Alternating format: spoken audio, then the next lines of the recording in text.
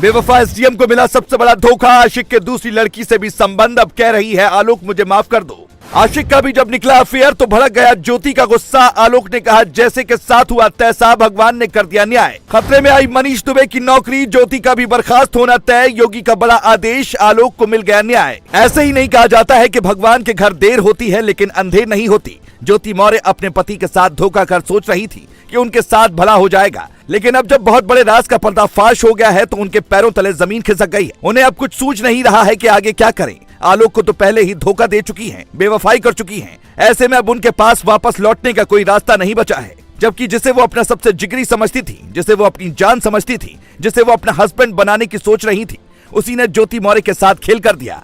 ज्योति मौर्य और आलोक की शादी 2010 में हुई थी। तब आलोक को यही लग रहा था कि उनकी जिंदगी शान से गुजर जाएगी, क्योंकि उनकी बीवी उन्हें काफी ज्यादा समझती है। आलोक और ज्योति के बीच शादी के बाद रिश्ते भी बहुत अच्छे थे। ज्योति ने पढ़ाई के लिए आलोक को मनाया था।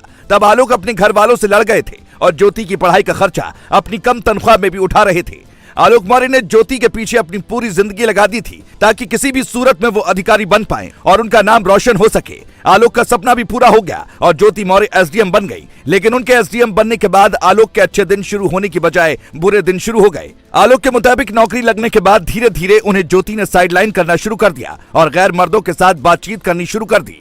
अब क्योंकि ज्योति बड़ी अधिकारी थी और आलोक एक सफाई कर्मचारी थे, इसीलिए वो ज्यादा कुछ अपनी पत्नी को नहीं बोल पा रहे थे। कुछ एक बार उन्होंने हिम्मत करके ज्योति से सवाल जवाब भी किए तो ज्योति ने साफ साफ कह दिया कि वो उनके मामले में ना पड़े। काम को लेकर वो लोगों से बातचीत करेंगी। मतलब ज्योति ने बहुत ही चालाकी के साथ आलोक को बेवकूफ बनाया और उनके पीठ पीछे ही खेल करती रही।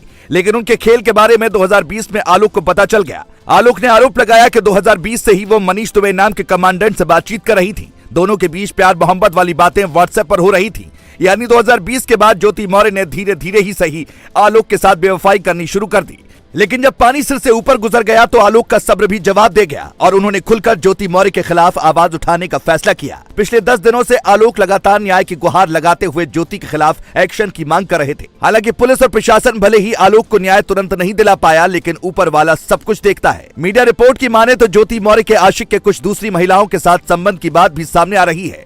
यानी अगर ज्योति ने अपने पति आलोक को धोखा दिया तो वहीं उनके साथ भी उनके आशिक ने खेल कर दिया। खबरों की माने तो मनीष दुबे के कुछ और महिलाओं के साथ संबंध है। अगर इन बातों में सच्चाई है तो ये ज्योति के लिए किसी बहुत बड़े झटके से कम नहीं है, क्योंकि जिसके लिए उन्होंने अपने पति को छोड़ने तक का फैसला कर लिया, कोर्ट में अर्जी दाखिल कर दी ताकि तलाक मिल सके, अब उसी आशिक ने उनके साथ धोखा कर दिया।